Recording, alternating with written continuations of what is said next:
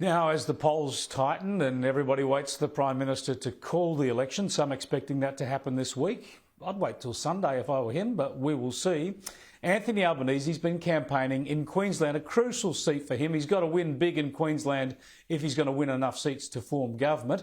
Last night he was doing some DJing at an event in Brisbane, as is his wont. He loves to spin the discs and get the playlists out there. And apparently he's revealed that Albo 2022 is the slogan, which is pretty straightforward and minimalist. I don't know whether that's going to win over too many voters, but that's it apparently, Albo 2022. And today he was out in the daylight campaigning alongside Labor Premier Anastasia Palaszczuk, talking up his relationship with her, the fact that he'd like to model his government on hers, Lord help us, and he's promising big things for Queensland. Have a look.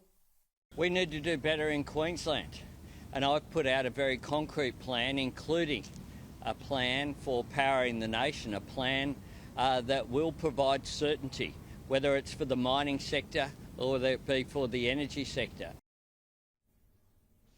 Well, I put what Anthony Albanese is saying about Queensland to a Queensland LNP member, Keith Pitt, who also happens to be the Resources Minister.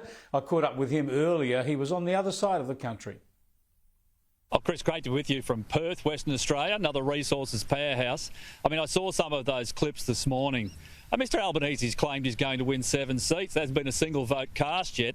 I'm pretty confident the Australian people will decide who wins this election. It won't be Mr Albanese the doorstop, or Mr Albanese the DJ, or Mr Albanese that wants to be John Howard or Bob Hawke. I mean, even Anthony Albanese doesn't want to be Anthony Albanese. Do you think that we can pick up any seats at all in Queensland? Oh, well, that'll come down to what the Queensland people decide and the Australian people decide.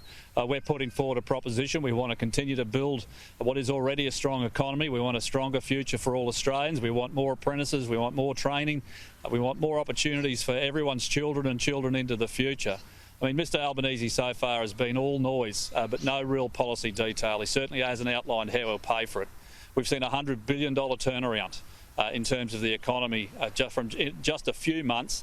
The budget was last week. I think that's washed through quite well. We are targeting, of course, cost of living in the short term to try and help people in those difficult periods of time. But we have to be able to pay for the essential services that all Australians rely on, and my portfolio is a big part of that, Chris, as you know. Yeah, well, there's no doubt that people are starting to focus now on the election choice, and today we saw a narrowing in news poll, not dramatic, but a narrowing, as I predicted, as we expected, and that will probably continue. Do you believe that those polling numbers give you any optimism that you can actually win yourselves a re-election come May the 14th, most likely? There is only one poll that counts. There's only one that matters.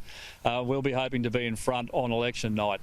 But we're putting forward a proposition for the Australian people. And this is a contest, Chris. This is not somewhere where who can DJ the best, or who takes the best picture, or who can be the most enthusiastic around particular policies. These are very hard and clear choices.